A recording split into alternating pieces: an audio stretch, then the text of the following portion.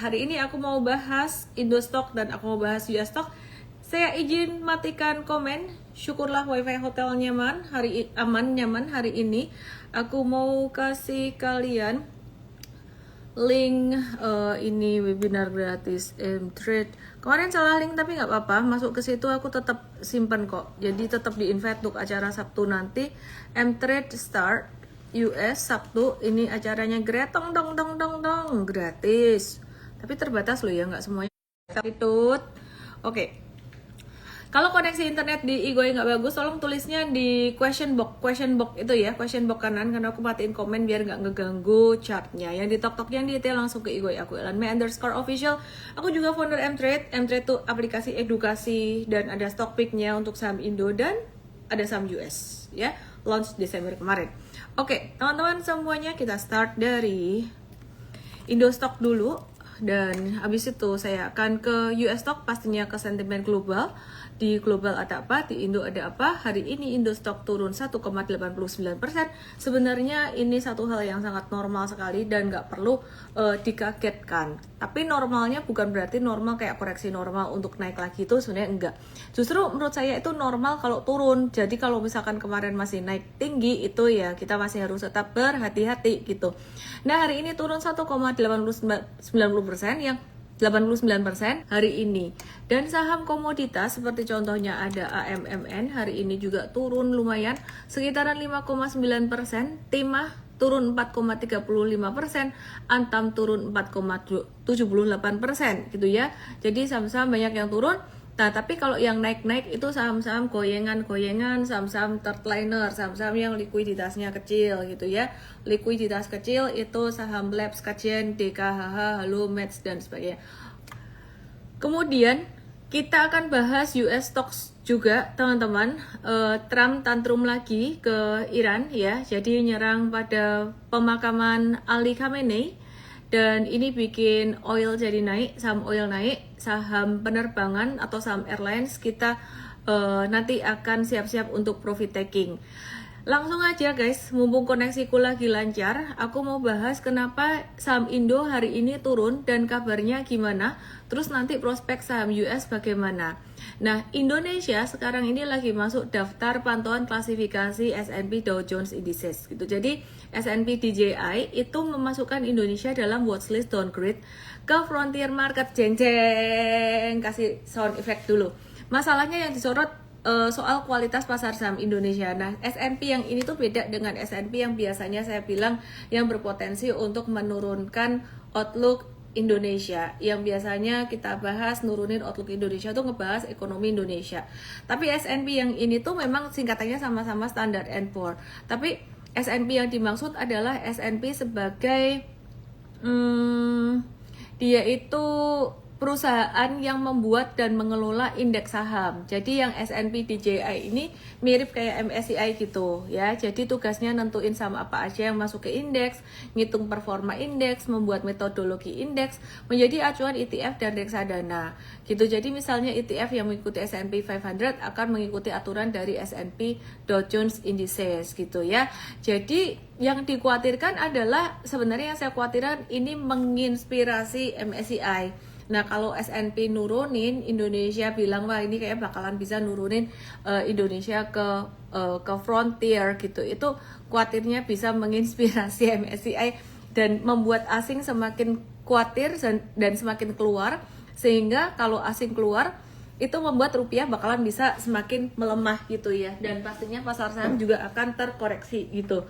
Nah, terus gimana respon Bursa Efek Indonesia? Bursa Efek Indonesia menyatakan akan berdiskusi langsung dengan S&P DJI dan lagi menunggu jadwal untuk melakukan pembahasan lebih lanjut seperti yang selama ini juga dilakukan oleh bursa dengan MSCI dan juga FTSE. Nah, jadi S&P DJI ini yang kali ini kita bahas itu yang sejenis sama MSCI dan juga FTSE. Nah, sedangkan kalau S&P yang biasanya kita bahas berpotensi menurunkan outlook ekonomi Indonesia itu lembaga pemeringkat rating utang satu negara gitu ya, dan juga bisa menurunkan peringkat dari perusahaan-perusahaan juga sebenarnya gitu. Nah, terus sebenarnya bagaimana sih posisi Indonesia di S&P DJI ini? Kalau dari S&P Global BMI untuk globalnya, Indonesia itu di 0,1%. Sama seperti Indonesia di MSCI itu di 0,1%. Nah, Amerika itu di 61,3% untuk S&P Global BMI, dan itu paling gede porsinya. Nah, setelah Amerika 61,36%, itu diikuti ya, yang kedua paling besar itu diikuti Jepang. Jepang itu 6%, jaraknya tuh jauh banget, jeglek banget. Jadi habisnya aku kasih lihat pie chartnya buat kalian ya. Jadi jaraknya tuh kayak jeglek banget, jauh banget. Nah, habis Jepang, habis itu ada Taiwan ya, dengan perusahaan semikonduktor AI-nya TSM yang gede gitu kan ya. Terus diikuti UK, Kanada, China, South Korea, dan juga banyak negara lain, Switzerland dan negara lainnya. Tapi nilainya yang lain tuh kecil-kecil, dari 61,3% saham Amerika di situ gede. Terus kemudian menyusul yang kedua 6% Jepang, kemudian 3% Taiwan, 3% lagi UK, terus kemudian 2% Kanada, dan 1% China, dan yang lain tuh negara lain kecil-kecil, dan Indonesia cuma 0,1% aja.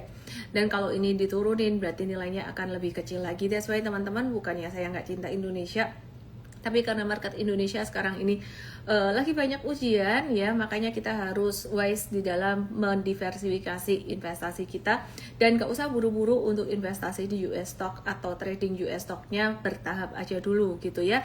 Buat yang mau belajar tentang US stock gratis dulu, langsung aja tap tombol merah di bawah ini, mTrade Start US. Di sini Gretong buat di Igoy yang di Totok dan YT bisa DM aku. Start US acaranya Sabtu ini jam 10 pagi. Sabtu jam 10 pagi. Buat yang udah pernah ikut mTrade Start US kemarin ya, acaranya sama. Cuma buat kalian yang pengen dapatin promo bisa ke sini ya. Terus kemudian teman-teman, kabar dakdikdukder untuk market Indonesia itu masih belum berakhir. Di mana fund manager frontier market itu mulai masuk Indonesia. Jadi frontier market itu di bawah emerging market. Sekarang Indonesia di emerging. Kalau turun itu turun kasta ke frontier market, itu ada fund manajernya sendiri. Nah, jadi sell off besar di saham Indonesia itu mulai dilihat sebagai peluang oleh investor asing tipe frontier market atau tipe value gitu. Jadi salah satunya adalah Alan Gray Frontier Market Equity Fund yang berasal dari Afrika Selatan dengan AUM sekitar 29 miliar US dollar. Itu khusus spesial main di pasar frontier. Itu mulai masuk ke Indonesia, guys. Beli value stocks Indonesia. Beli sama apa coba? Indofood. Mungkin saking terkenalnya itu Indomie di negara lain, dibeli tuh Indofood.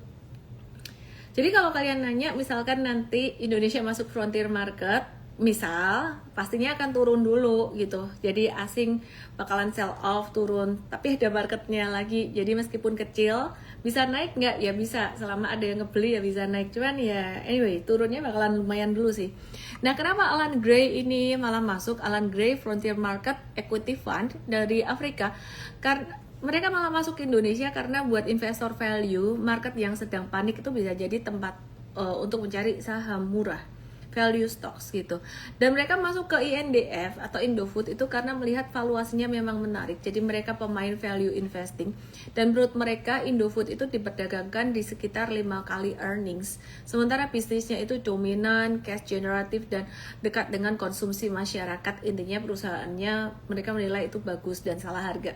Sebenarnya kalau menurut saya sendiri ICBP itu juga agak salah harga. Salah harga tuh artinya valuasinya murah, lebih murah daripada kualitas perusahaan yang sebenarnya gitu loh. Jadi sebenarnya perusahaannya tuh bagus. Demikian pula dengan BBCA. Tapi aku ada kasih tahu, tapi ya kalau kalian value investing, hati-hati dengan value trap. Yang namanya value investing tuh beli saham yang lagi turun. Itu naiknya belum tentu akan langsung bisa naik cepat.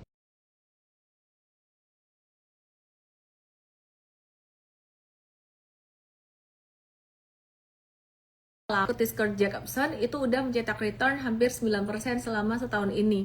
Dan pada kuartal berjalan, fund ini mulai membuka posisi kecil di beberapa negara seperti Meksiko, Polandia, Turki, dan mereka mulai ngintip Indonesia guys gitu ya. Dan di sisi lain mereka juga mengurangi kepemilikan di Seplat Energy, saham energi yang sebelumnya naik kuat karena harga minyak sempat tinggi gitu. Nah, kenapa fund manager yang fokusnya ke frontier itu malah masuk ke Indonesia yang notabene-nya emerging? Kalau fund manager yang fokusnya frontier market mulai masuk ke Indonesia, artinya mereka mulai melihat Indonesia tuh punya karakter seperti, tapi lebih sebagai market yang berpotensi murah dan beresiko. Bahwa market itu memperlakukan Indonesia sebagai frontier itu dampaknya ke psikologi market bisa cenderung negatif. Jadi bisa pada lebih takut gitu. Terus defisit APBN di semester 1 2026 ini dari April, Mei, Juni itu trennya semakin membesar. Jadi defisit APBN 164,4 T di April, di Juni sekarang sudah 196,5 T dan nilainya 0,76% dari PDB saat ini ya, dan itu juga masih menjadi perhatian banyak investor gede. Dari DPR bilang bahwa anggaran MBG 2026 masih bisa dipangkas 68-80 T. Kayaknya mereka sudah mulai melihat pentingnya disiplin fiskal itu bagaimana. Karena impactnya kalau tidak disiplin fiskal, spending jor-joran kayak gitu, dan penerimaan negara tidak seimbang, yang terjadi defisit bisa semakin membesar, dan itu sebenarnya menjadi satu resiko yang dipantau juga oleh asing termasuk lembaga pemeringkat utang S&P yang Standard & Poor buat pemeringkat utang, bukan cuman dari S&P yang pasar modal. Sebenarnya S&P yang pasar modal yang masalah frontier market itu beda. Itu bukan memperhatikan satu negara gitu ya. Ini dia bilang Pak Yusuf, kalau Indo masuk ke frontier market tapi bobot 30% atau tetap emerging market dengan bobot 0,5%, impactnya lebih besar mana enggak? Jadi tetap lebih besar sell off-nya sebenarnya. Tetap ada yang masuk yang mereka kayak tadi yang market frontier tapi sell off-nya jauh lebih gede. Istilah kata ya turun kasta. Ini kayak pemainnya di emerging mereka keluar, kemudian ini turun kasta ke frontier, ini pemain yang di frontier masuk. Dan kalau nanti sampai ke frontier, size-nya saham Indonesia asing keluar, size-nya lebih kecil, likuiditasnya lebih kecil. Aku cuma mau highlight satu hal yang kalian perlu ingat, saham gorengan akan semakin volatile. Jadi yang main kayak saham-saham yang liquidity kecil. Jadi bukan aku nggak cinta Indonesia, aku berharap Indonesia tetap di emerging market dan semoga semuanya bisa berjalan dengan baik, nggak sampai turun ke frontier. Tapi kalau likuiditasnya terlalu kecil, saya nggak mau spekulasi untuk trading terlalu banyak gitu loh. Jadi karena kalau likuiditas kecil, beli gampang naik, bakalan gampang dibanting juga gitu. Bagaimana dengan saham-saham value Indonesia seperti BCA? Tetap menarik menurut saya dan tetap bisa diinvestasi jangka panjang. Tapi kalau Indofood, ICBP itu sebenarnya juga secara valuasi juga menarik. Tapi tanpa asing masuk ke situ, tanpa asing masuk ke Indonesia, tanpa asing masuk ke situ, ya itu sebenarnya agak-agak lambat naiknya. Sementara itu kalau buat trading kita benar-benar membutuhkan yang lebih liquid ya. Investing pun juga lebih liquid. Banyak perusahaan di Indonesia fundamentalnya bagus, tapi likuiditasnya kecil dan asing keluar terus dan semakin kecil likuiditasnya. Dan kita membutuhkan likuiditas lebih gede dan US stock jauh lebih liquid gitu ya.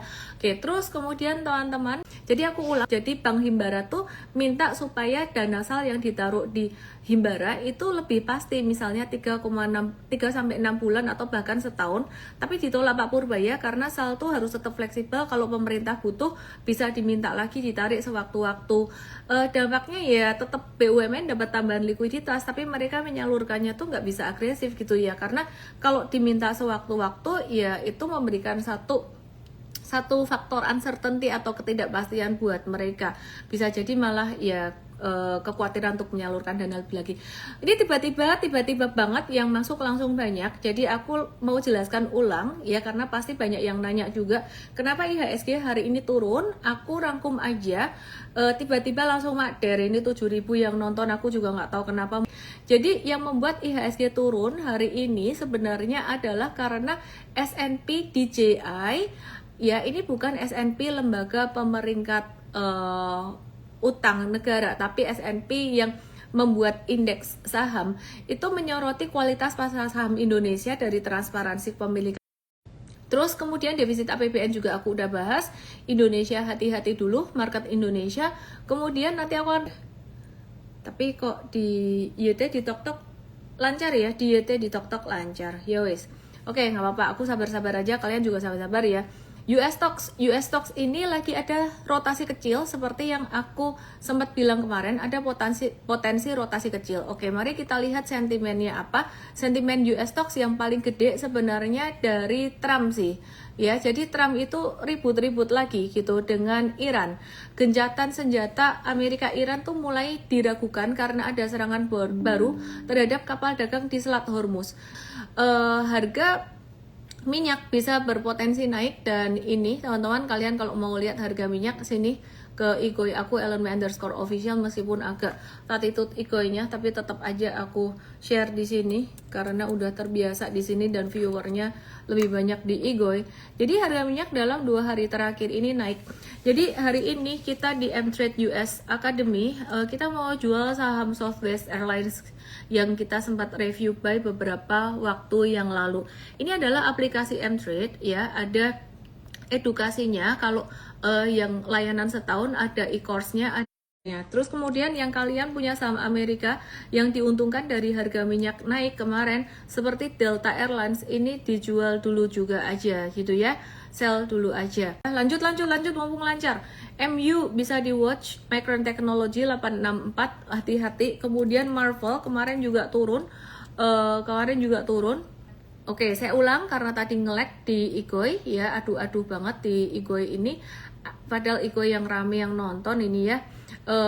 Udah bisa lihat yang di igoi, udah bisa lihat lagi belum? Dengan cara investing kita bukan cara Benjamin Graham, gurunya Warren Buffett yang 100 tahun lalu, 1929. Itu 100 tahun lalu ya. Hampir 100 tahun lalu. Jadi dia selalu beli saham-saham yang dibilang cigar butt, yang murah, puntung rokok. Kemudian anggap kayak puntung rokok udah dibuang tapi diambil, dihisap lagi masih bisa muncul asapnya, masih bisa dinikmati lah. Nah, itu strategi investasinya kayak gitu analoginya. Warren Buffett nggak lagi pakai cara kayak gitu sejak tahun 1950-an. Setelah dia bergaul dengan Charlie Munger dan Philip Fisher, strategi investasinya bukan cuma melihat valuasi doang, tapi lebih melihat growth. Dan ini membuat Warren Buffett portfolionya dari Berkshire Hathaway berubah dari anti saham-saham teknologi, jadi sekarang portfolionya malah banyak saham teknologi. Dan Buffett pun mengatakan bahwa dia telat beli saham Amazon beberapa waktu yang lalu gitu ya. Jadi sekarang ada boom AI, itu saya percaya di portfolio mereka juga ada ya. Jadi udah beda strateginya. Kalau kita pakai strategi yang murni value investing doang, kayaknya bisa cuan tapi cuannya agak lamaan. Maka dari itu di Mvest, jadi di US stock kita ada 2 layanan, 2 program, Mtrade US dan Mvest US. Mvest US-nya kita tuh nggak murni value investing, ada kombinasi dari growth investing juga. Jadi teman-teman di sini kalau mau belajar tentang trading saham US stock, dan malam hari ini koneksi aku agak butut, mumpung ini masih nyala koneksinya bagus, tap tombol merah ini untuk kamu bisa daftar acara pada tanggal 11 hari Sabtu jam 10 pagi WIB ya. Jadi belajar untuk cara trading US stock. Oke, terus kemudian saya akan ngebahas saham Big Banks. Kabarnya bagaimana saham Big Banks yang tadi di awal saya mau bahas tapi koneksinya putut, dan saya mau bahas hari ini. Oke, teman-teman, hari ini udah pasti Big Banks-nya koreksi dan market kembali melanjutkan net sell ya, sebesar 674 miliar yang di net sell. Ada saham MAPI, BRI, BRMS, AMMN dan juga Cepin. Terus kemudian transaksi market hari ini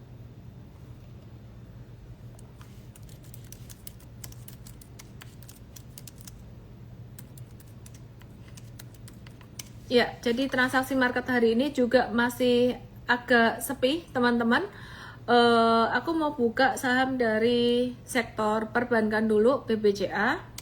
Loh, masih loading. Tapi aku ingat chartnya. BBCA hari ini turun 1,98%. Chartnya masih sideways ini. Oh, ini chartnya udah keluar nih. Nah, ini ini kalau kalian trading kemahalan, jangan masuk sekarang BCA. Tapi kalau kalian investasi jangka panjang, valuasinya masih murah. Tapi kalau dikasih diskon lagi, bisa turun sampai ke 5525, why not? Kalau kalian tanya, bisa nggak turun sampai 5525? Bisa. Turun sampai 4840, bisa nggak? Bisa. Ya, jadi 5550 atau 5550 atau 4840 masih ada kemungkinan kalau Indonesia masih dapat komentar-komentar negatif dari banyak lembaga dari asing. Kemudian BBNI juga, terus kalian yang nyangkut besar di sini hold aja, nggak usah pusing. Terus hari ini ada saham-saham second liner nih sambil nunggu BBNI-nya loading. Ada saham second liner seperti Start Liner malahan, Labs Kajian, DKHH, Halo, Match itu aktif. Kalau aku sih nggak mau trading dulu saham-saham seperti itu, wait and see dulu aja. Oke ya. Aduh, ini gimana nih ya, nggak bisa gerak. Aku masih ingat juga chartnya BBNI, dia sideways di bawah, wait and see dulu, jangan masuk dulu. BMRI, BBRI untuk trading juga lagi sangat nanggung sekali, jangan masuk dulu. Jadi tunggu dulu aja ya, Terus kemudian PGEO pagi hari ini tadi breakout dari 930, tapi kalau kita perhatikan Indonesia tadi ada sentimen, tadi sempat breakout, sentimen di komentar negatif oleh S&P DJI, jadi kita nggak buy dulu ya, Aku mau cek question, ini putus-putus ya, udah sorry ya. Apalah kalau kita masuk waitlist S&P Frontier, kita big chance ke Frontier, iya, big chance ke Frontier. PGEO breakout ya, false breakout.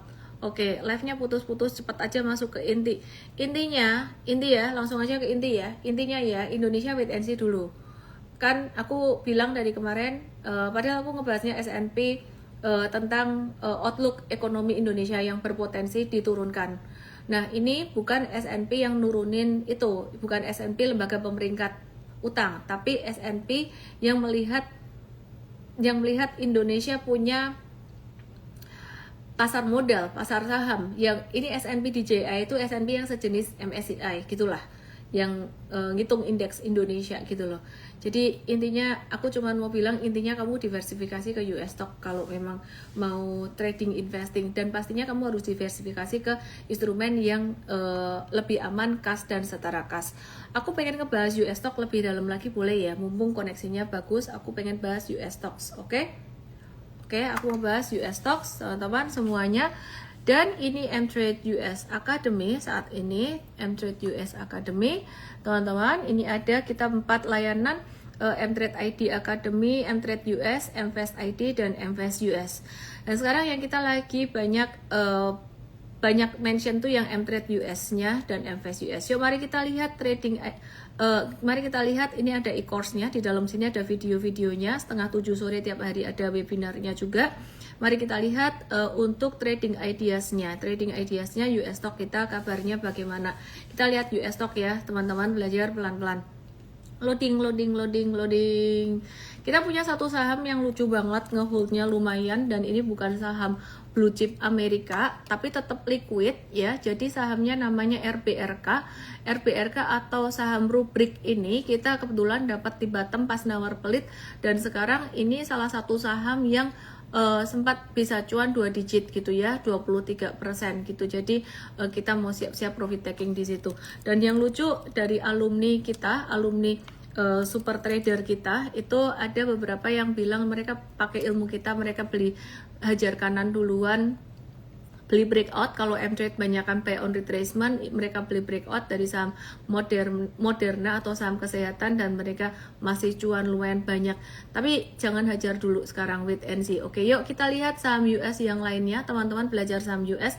ETF Kak, oke, ETF-nya kalau ETF yang gede kayak ETF SPX kayak gini, ini saat ini lagi agak ketinggian atau lagi agak kemahalan. Sekali lagi ETF yang lagi masih murah itu ETF GLD atau SPDR Gold Shares, karena harga emas kemarin sempat agak turun gitu. Jadi daripada main emas futures yang kalian nggak terbiasa dengan resiko dari fluktuasi dan pakai leverage pula, beli ETF GLD itu lebih low risk gitu ya. Terus kemudian mari kita lihat untuk beberapa saham AZN, AstraZeneca. Apa ini? AZN, AstraZeneca.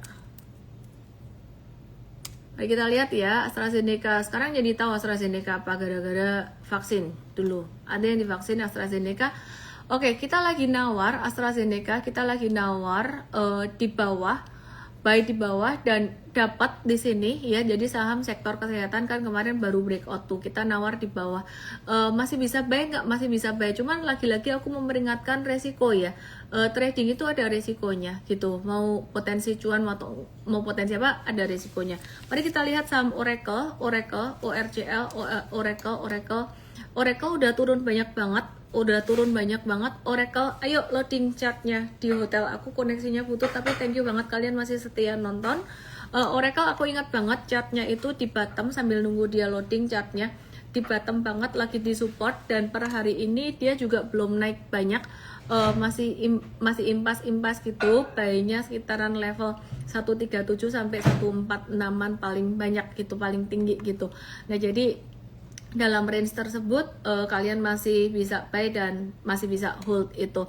Mesti harus agak-agak sabar. Oke, terus kemudian saham sektor airlines kita profit taking, Southwest. Terus kemudian kita mau lihat lagi watch untuk saham, mau dibahas saham apa nih? Aku buka komen ya. Aku lihat di YT dan yang di TokTok. Halo Nardira, MSCI dan S&P warning. May your family sustenance be smooth, amin.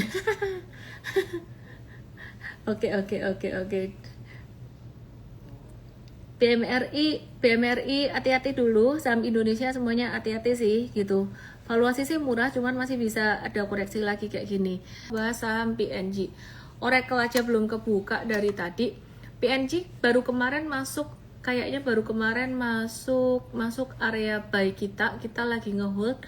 Ada nggak ya PNG? Ada nih, lagi masih merah dikit, masih masuk area buy kita gitu. Now sama koin boleh dibahas ya, koneksinya butut loh, koneksinya butut. Oh ini Oracle, ini Oracle nih, Oracle-nya di sini murah banget nih.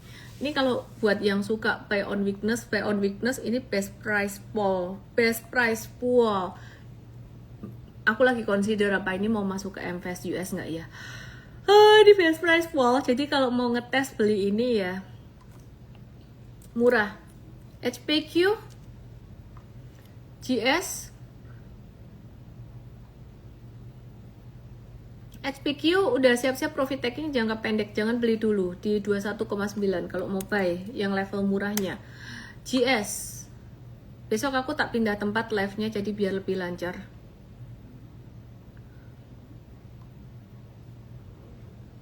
GS wait and see dulu, jangan masuk dulu. Bagaimana jika sudah terlanjur masuk 98% di Big Banks, rugi 20%? Apa tega jual rugi dan tukar ke asing? No, tunggu dulu. Ini masalah Indonesia, masalah makro, dan aku memperhatikan bahwa pemerintah sudah mulai memberikan perhatian meskipun belum total. Jadi kalau dulu kayak MBG, budgeting MBG itu yang berlebihan, program-program populis itu mereka nggak mau turunin. Sekarang melihat kondisi kayak gini itu udah mulai mau diturunin. Dan kemarin kan ada kabar bagus toh, APBN 2027 tuh kalau American Express ya. Jadi IBM ini ada potensi koreksi normal, kita lagi nunggu sekitar 278 sampai 300. Bukan makro blunder tapi policy blunder. Wak. Jadi saya ada 5 bulan per bulan 5 juta bisa nyicil saham USD atau Bitcoin. Aku tuh lebih ke saham sih, ya. Kalau Bitcoin itu aku benar-benar mau belinya tuh pas lagi crashnya tuh gede banget gitu loh. Oke. Saran saya live-nya di satu platform supaya nggak blur, nggak